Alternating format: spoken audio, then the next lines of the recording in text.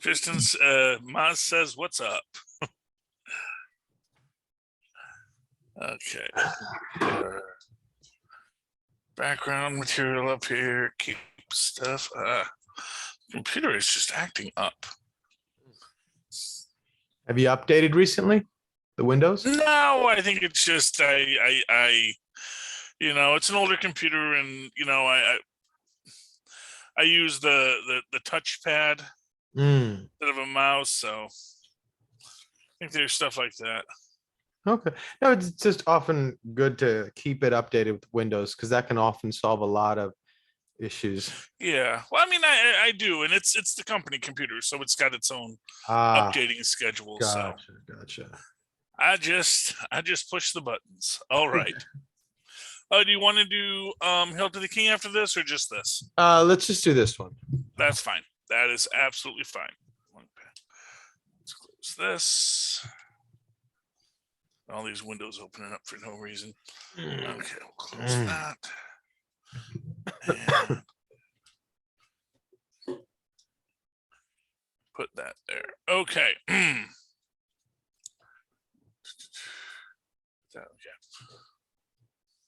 And avast me hearties, and welcome once again to Full Stream Ahead. Arg, I be your captain, Charlie, the Professor-esser. And with me, as always, is me skinny rich friend. It's Mozz. Hey, Mozz, welcome back. In a world of capes and lunatics, gods and monsters, there are those who protect the walkers at night. He is Khonshu, and these are the tales of his Moon Knight. As Moon Knight joins the fray, Mark, Steven, and Khonshu must work together to stop Amit. Our director, of course, this week is Mohammed Diab. We've got Jeremy Slater gets our teleplay credit. Danielle Iman gets our story by.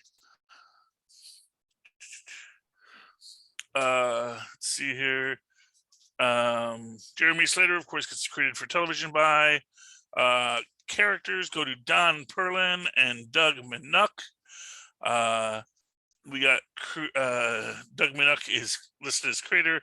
Peter Cameron and Sabir Pirzada get our teleplay credit, and hardest working person in show business, Danielle Iman. We liked her so nice. She is so nice. We listed her twice. Is our staff writer. All right. She's the staff writer and the credit for the story. Yeah, she works her little butt off. So well, good for her. She's a hardworking writer. That's why we call her hardest working person in show business. Yeah, I can imagine though, if it's the finale of an episode and you wrote it, you want to kind of protect it and make sure it's presented the right way. So you want to, no, I got this. I'll take care of the staff writing for this one. Yeah, no, I like absolutely get that. Yes.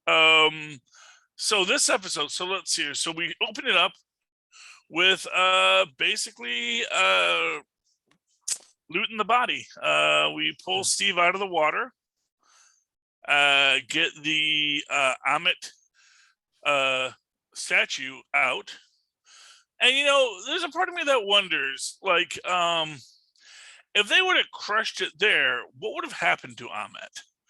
Because it's clear they have to open it in the Temple of Osiris, but part of me is wondering, like, if they had opened it in if they had just broken it there to open it, like, would Amit have gotten out? Would Amit have still just been stuck in the pieces? Just one of these interesting questions that sort of like keep me awake at night, Yeah. Obviously they're following the ritual, but did they have to? Right.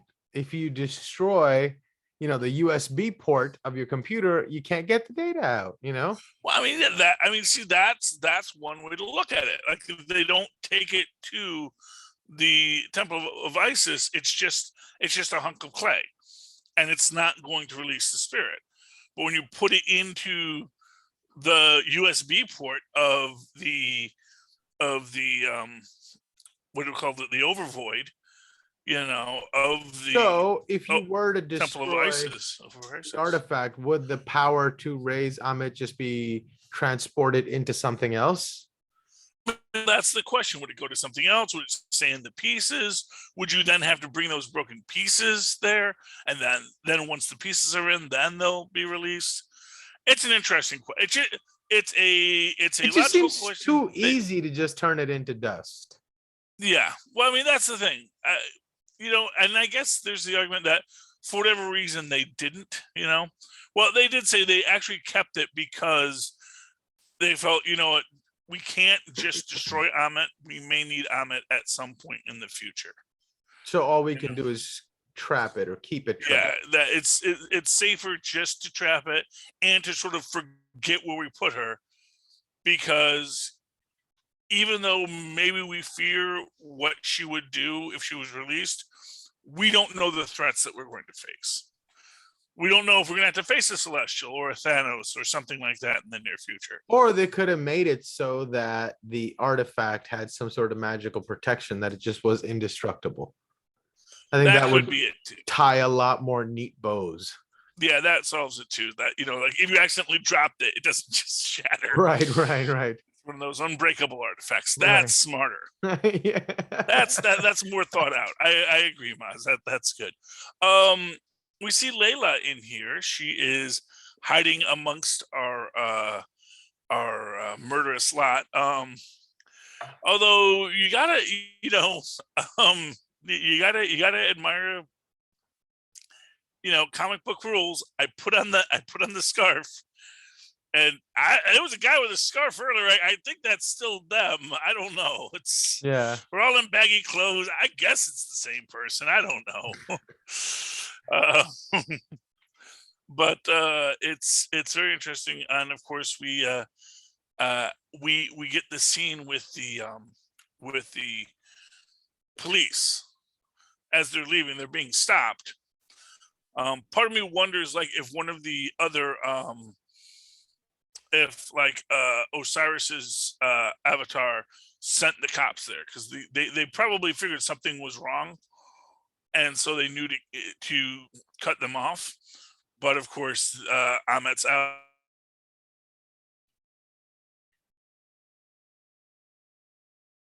Yeah. So I do wonder if Osiris's priest sent the cops there to intercept Amit and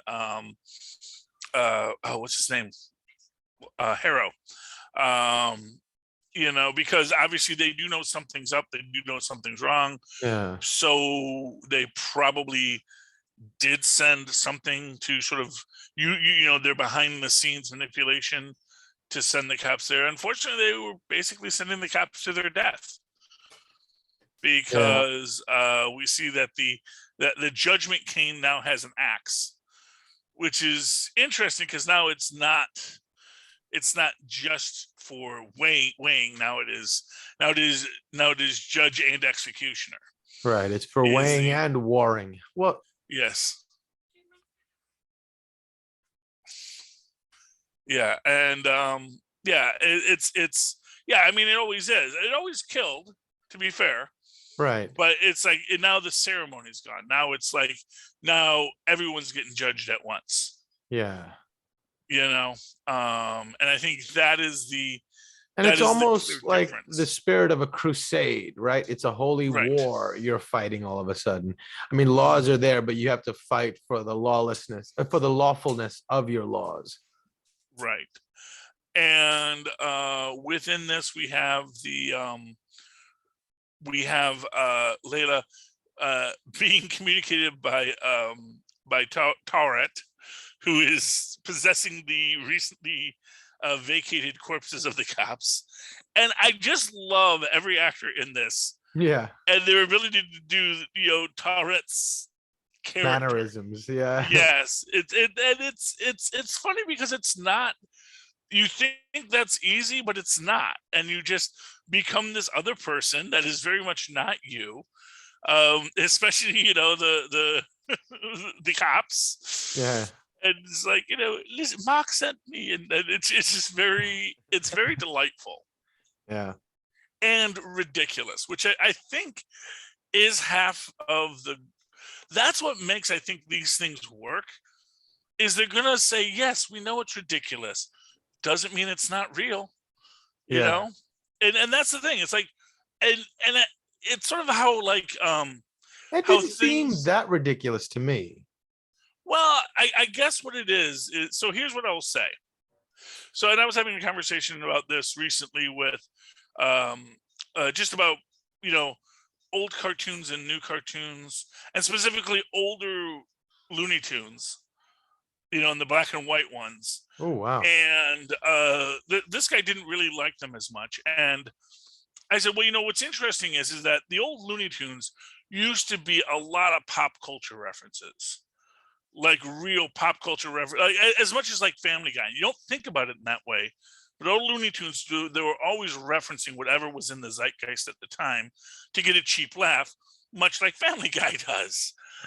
And the idea is that, but the problem happens is that once you get too far away from it, you start to lose what that meaning was. So in Egyptian parlance, the idea of the alligator god and the hippo god, that carries a very different weight in ancient Egypt than in how our minds interpret the same symbols in this day and age. So it's an interesting aspect, and it's just an interesting aspect of Tauret. Yeah, I mean, one would imagine perhaps the symbols would have shifted along with the minds of the people, right?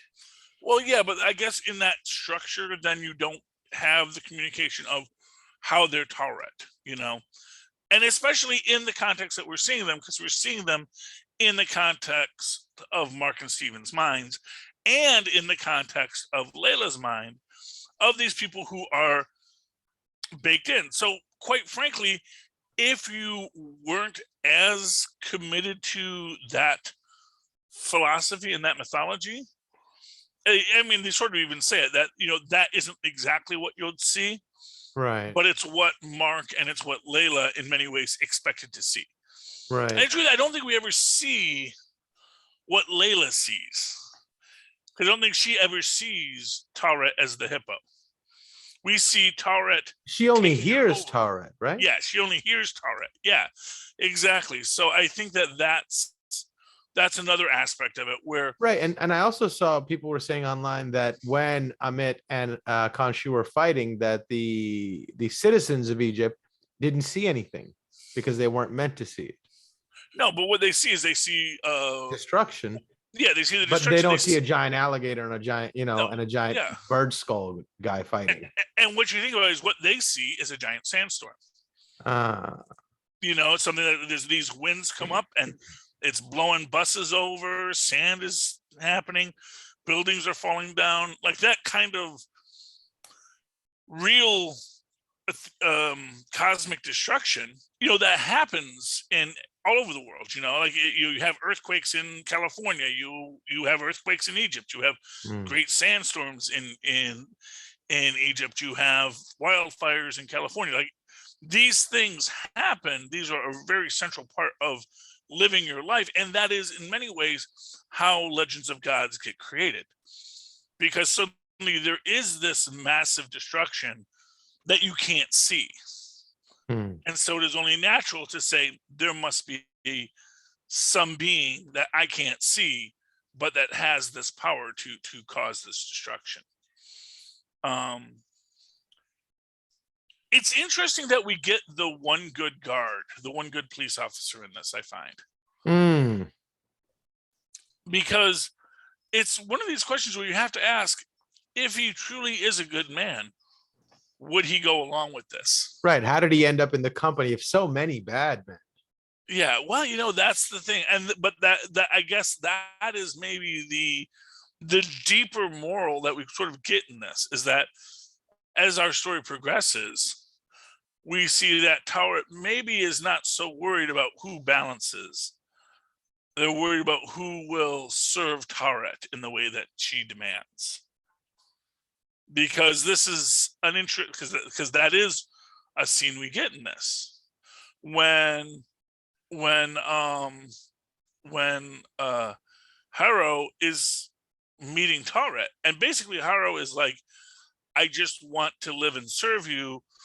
I'm hoping that my scales have balanced enough, but I know, I accept your judgment of me if that is what's to happen. And she's like, no, you're fine.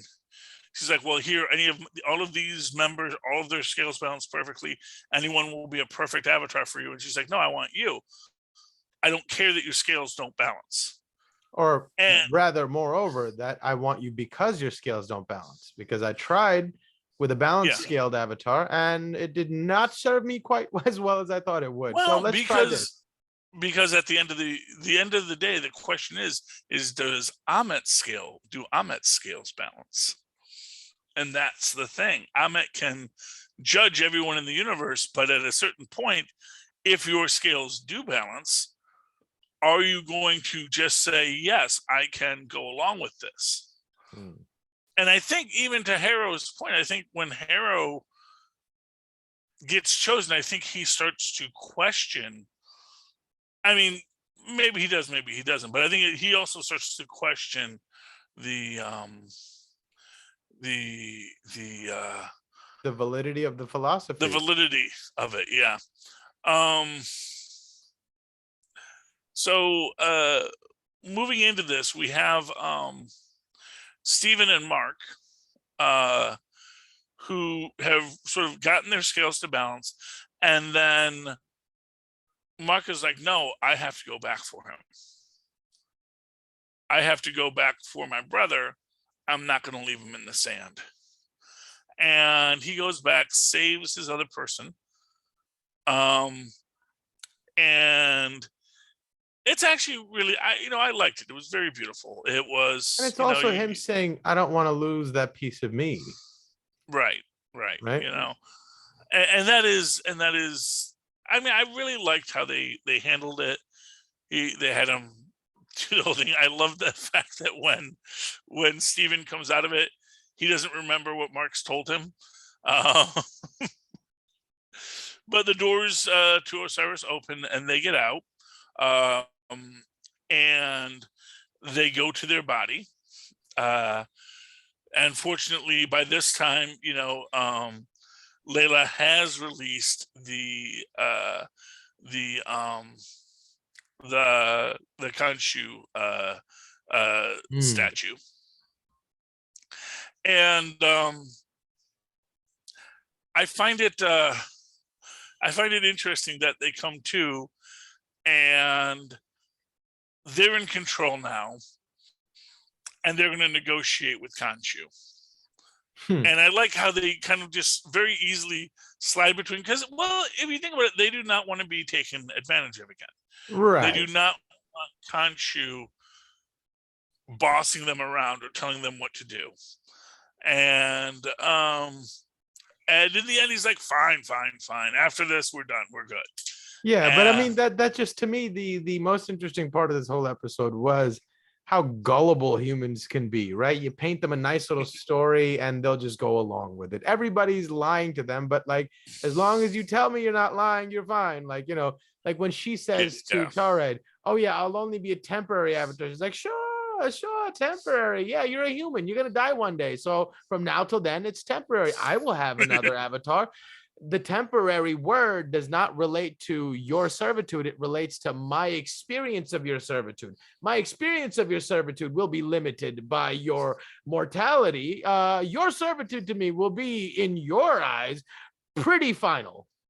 So, and she's like, yeah, okay, good, let's go. And same thing with him. He's like, you're going to let me go, right? Oh, shucks, you got me. Good. All right. All's well and good. It's like, so here's the only thing I'll say about it. Yes, you're right. But I will also say there is an aspect to this where once you've had the power of an avatar, do you really want to just give it up? So it's like, even as much as you hate it, you're like, but being bulletproof would should come in handy right now, Right. And I think that's maybe the sort of deeper aspect of it that I think so we don't perhaps always... not that Khonshu is being deceptive, or conniving. It's just that he knows better. He's like, oh yeah, okay, go sleep it off, and I'll be here when you're ready to come back. Yeah, and I can see along that. those, yeah, and along those lines, I think, because that's always the thing with Ben Grimm. He wants to not be the Thing anymore, right? But he doesn't want to not be strong and invulnerable anymore. So it's like he can turn back human, but then he immediately regrets not being the Thing, and it's like he has to go back to being the Thing, which he hates, but also it's hard to walk away from all that, and so I do think that is maybe the implication of all of this. We do have the flight to Cairo from the outskirts, which was pretty cool because I am still the master of the night sky. And that's pretty cool. And it goes up, and I when I first saw that in the trailer, I was certain that was the moon copter, but it wasn't. It was just him going up with the crescent and flying like Superman, which is cool. Yeah, it's surprising. A lot of things that would bother me in other pieces of entertainment didn't bother me here. Like when he goes up and he frames his crescent against the moon. It's the same thing that Tim Burton did in the original Batman, and I hated it then, but it didn't bother me as much here. It just felt like I guess I don't know why, but it didn't bother me.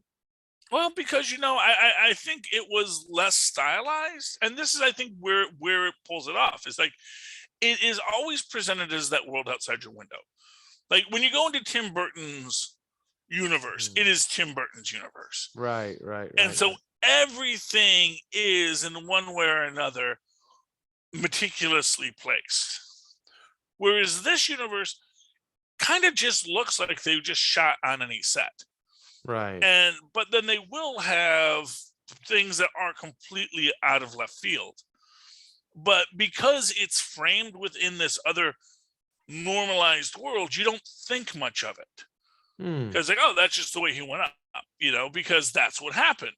You don't think of it in terms of, oh, that's, and to be fair, compared to the bat signal, this was a little less subtle because it doesn't have an alternate meaning, Right. When he flies no. Yeah, no, exactly. Yeah.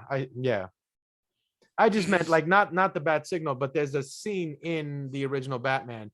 No, I know when he flies the bat wing and he's framed by the moon. Yeah. And it looks like the bat signal. Yeah. Yeah, and that's really contrived. But yeah, you're right. Surrounded by so many other things that seem specifically contrived for that moment. You see it in a different light. I could see that. Yeah, but in this case, when everything is probably still just as contrived, right, but you don't notice it as much, right, because it's subtle. It's a subtle contrivance, and that's what we get here. And we get Harrow's people just starting judging everyone, and it's also interesting in the fact that this judgment is literally just a one by one thing. Like it's not like Amit gestures maniacally and everyone falls over dead. Right. It's like, no, everyone, you have to do this on a one by one basis, which is interesting because that, I guess, ties into the whole Alexander the Great idea and how Alexander the Great was able to both conquer many people and convert many people. That he could be both this charismatic leader that when he conquered a land, he then took that land over and integrated people from that land into his ruling cadre. Yeah, it's interesting because it's like, the gods can't operate on like the CIA can't operate on US soil, right? That kind of thing. Mm-hmm. So they need agents of theirs to go on, and sort of feeding into that whole idea of the gods' power only comes from their devotees. So only they can be the exactor of your vengeance. Yes, exactly. We do get a purple laser beam into the sky, which, okay. It's, we, to be fair, we've gone several movies without a purple laser beam into the sky. So. We were due? What? I guess we were due. yeah, I guess we were due. It's like, okay, we haven't done this shtick in a while, so we're ready for it. It's not like where every movie has to have that laser beam into the sky. We just, we balance it, but we do get a purple laser beam. But of course, that leads to the Harrow Moon Knight fight. Interesting that Harrow doesn't have armor. That Amit doesn't give Harrow any kind of armor beyond the axe, because of course Tarot makes a whole big point. It's like, oh, you'll love my armor.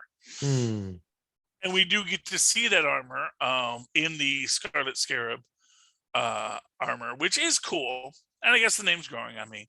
What do you think? Or do you think Harrow turned down the armor because he is a bit of a masochist, right? Or not but like self-flagellation for like the purposes of reprimanding yourself or punishing yourself. So maybe he felt like, no, I'm gonna do it as a pious, I'm gonna earn my keep. I've done so much wrong that I deserve to try to do it without armor. That's how well, I think on some level the armor is less like what it appears as. Again, it's like how the armor doesn't actually accomplish anything more than the power of being an avatar does. So you don't need the armor to be the avatar.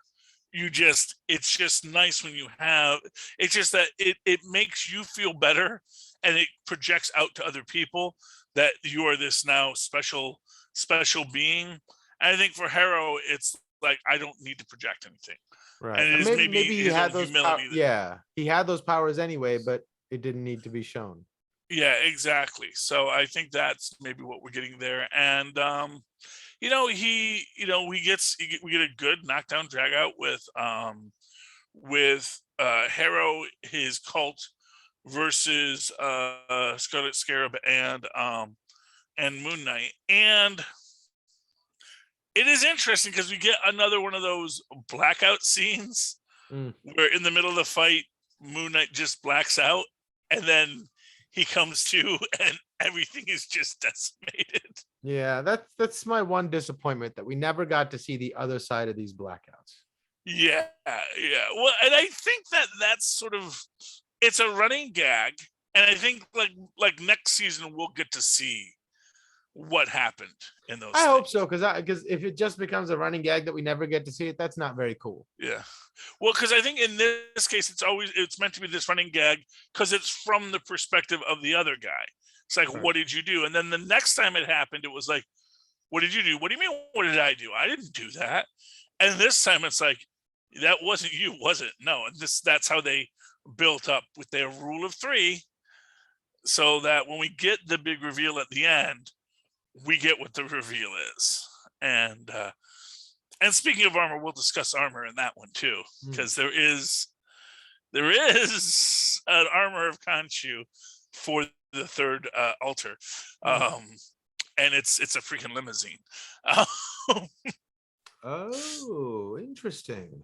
Yeah, that's what it's like. Oh wow, the car is his armor. That's the force of Khonshu. Just, which, I mean, maybe it wouldn't appear as that in that scene, although it would be kind of cool if just that's basically what happened. So all of a sudden this big limo just appears and runs everybody or maybe he was just clever enough to ask for it. Like, Khonshu gives you this the your own choice in how you want the armor to represent itself.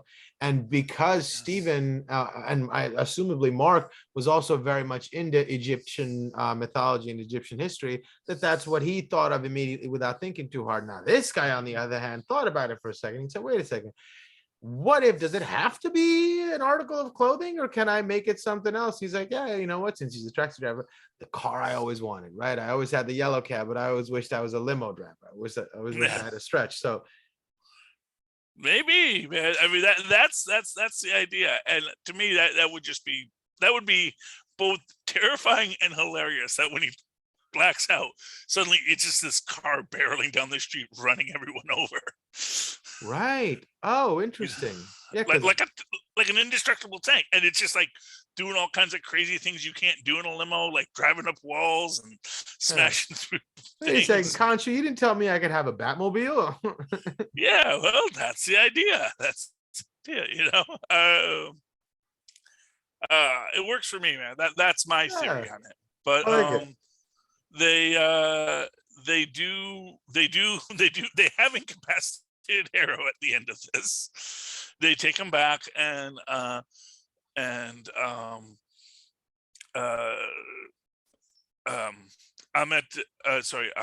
and Khonshu's avatars, they perform the ritual, they seal him into Harrow, and then Khonshu's like, now kill him, and they both will be gone forever. And that's when Mark and Stephen and Layla both say, no, we're not going to kill him. And but he is dangerous, and they will return. It's like, well, we'll deal with him then. Classic superhero move. We'll deal with it then. But that's the thing. You have to have that moral compass. Otherwise, you just start killing babies. That's the thing. It's like, either you say, you know what, we are going to give everyone the choice. Well, no, but here's why that's different, right? Somebody who hasn't done the thing yet, you can't prosecute them preemptively. But someone that has already caused a bunch of death, I don't think they deserve that same leniency to say, oh, but in the future, you might not, Well, but you see, and again, you can go into the idea that it's different for gods. That for the gods, gods kill lots of people, That's what I'm saying. So like, and for them, it doesn't seem worth it to save a person, right? If they haven't done anything yet, I can find the moral high ground in that. But like to bet on the salvation of a mass murderer, it's like let God sort him out. That's his job, leave us alone. Take him. But I guess maybe the other point we can make is that even the original Duat made the choice not to destroy Amit, because arguably they could have destroyed Amit. They could have sealed Amit within what's his name, Alexander the Great, and then killed out. If they really felt that Amit had to be removed off the table, right, they could have. But they knew we may need Amit someday. Right. So it's not just Harrow. Like, because if it was just the decision of killing Harrow, I guess you could do that. But now you're talking about like, okay, an Infinity Stone. It affects the balance of the nature of things.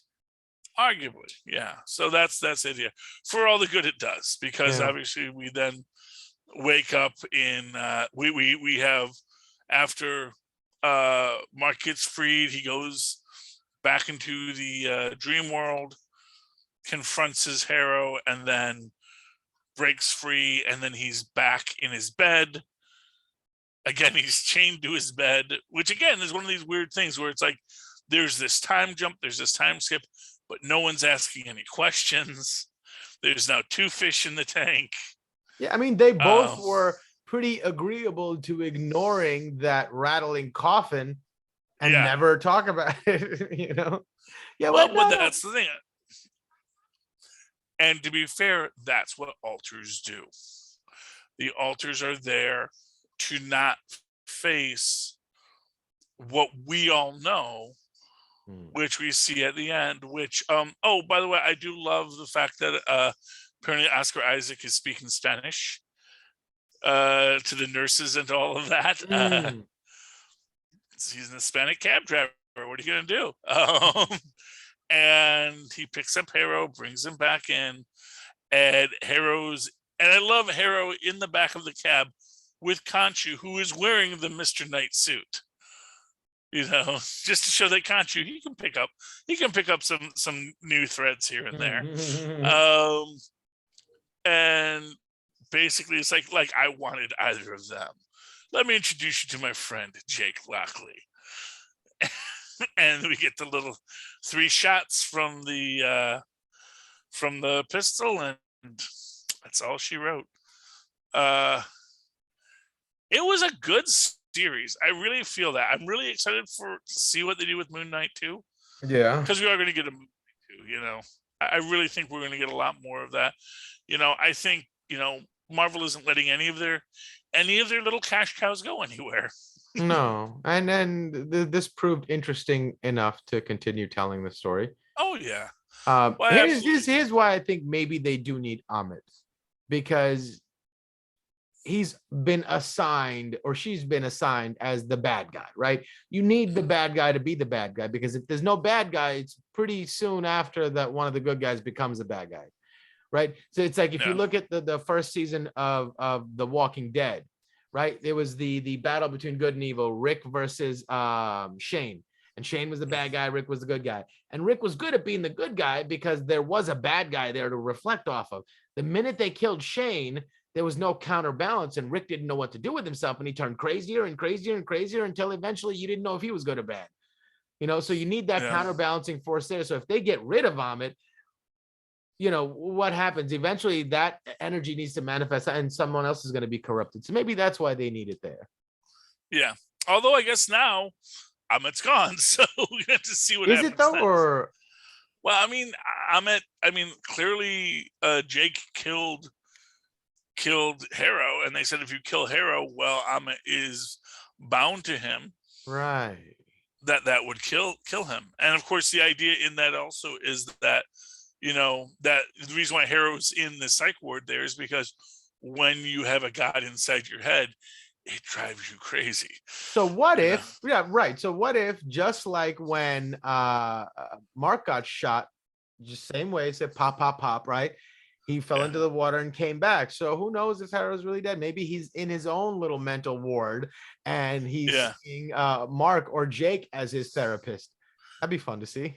Anything is possible. Well, it will be interesting to see what they do next. We'll see where it goes. There's a lot of history. There's going to be the Werewolf by Night Halloween special. So maybe that's where Moon Knight shows up again next. We're going to have to see. But I enjoyed it. I was very excited about it. And I think it was well worth our time. Yeah. All right. I tell you, I enjoyed it more than Multiverse of Madness. Yes. I can believe that, because you really did not like Multiverse of Madness. No, I thought it was silly and a waste of my time. Not every film is for every person. Here's what I'm going to say. Literally, here's what I'm going to say. I honestly feel that film was written just for me. And my evidence of that is that there's a character in it named Charlie who marries Christine Palmer, and he's obsessed with superheroes. It's like, you know what? Hey. I think I'm being called out here. But he got the girl, so what are you gonna do? Hey, all's one that ends well. Yeah, so that's why it works for me. So, but it's not for everybody. Not every film is for every person. This is what I've come to understand as I go throughout the board. It's like not everything is for everyone. A lot of people don't like a lot of things. That's okay. Watch what you like instead. Mozz, if people would like to tell you what they like, and you can tell them what you like as well, or what you both dislike, how can they find you? Oh, they can email me at mozzmanzor@gmail.com, or find me on Facebook under Mozz Manzor. That's MOZZMANZOOR. And of course, you can always write to the whole Capes and Lunatics gang here at CapesandLunatics@gmail.com. That's Capes and Lunatics, all spelled out one word, at gmail.com.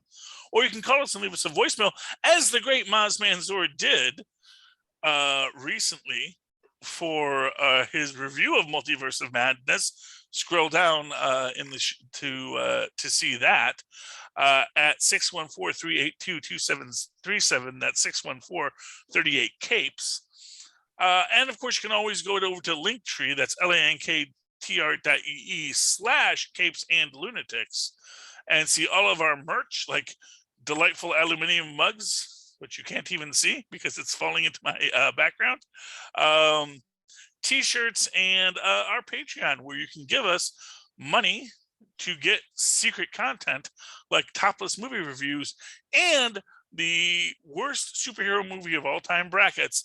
This week or this month, Batman and Robin versus, I believe, Batman Forever. So that's going to be good.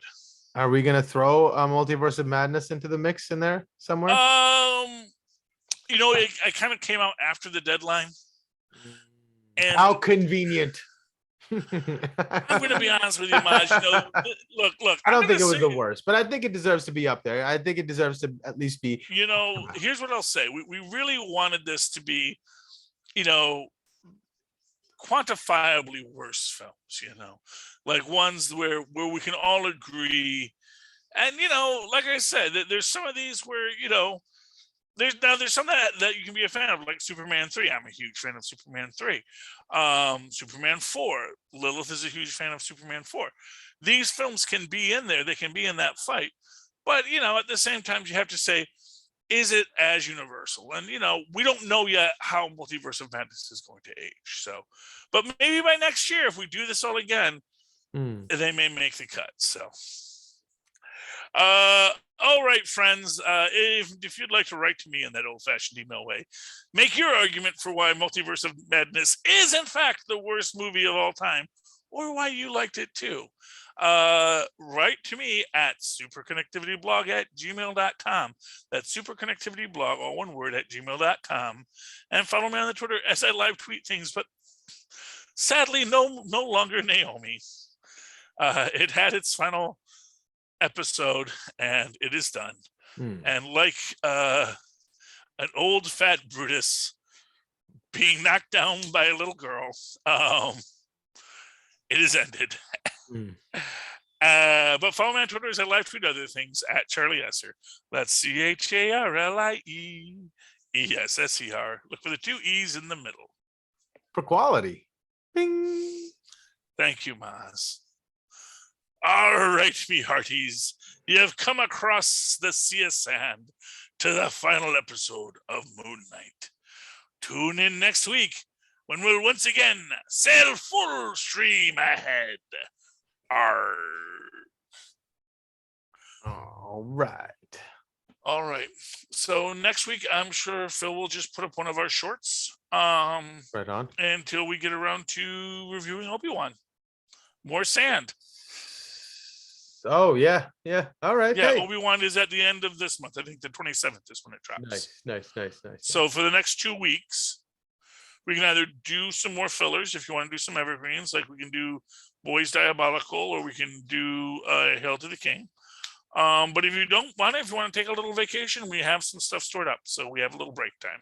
Yeah, let's see how it goes. But yeah, Hail to the King might be fun, but let's see how it plays out. Okay. Sounds like to you soon. All right, man. Have a good one.